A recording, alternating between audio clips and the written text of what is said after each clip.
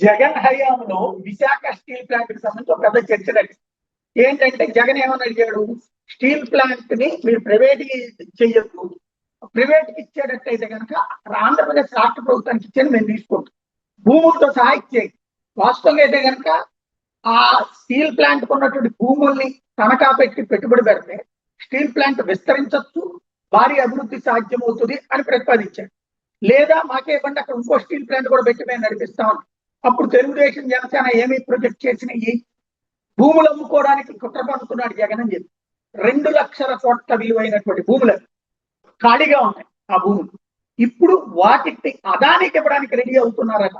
ఇది మనం రాయలేదు, మనం మాట్లాడట్లేదు. తాజాగా ఈ ఆంధ్రజ్యోతే రాసుకొస్తున్నటువంటిది.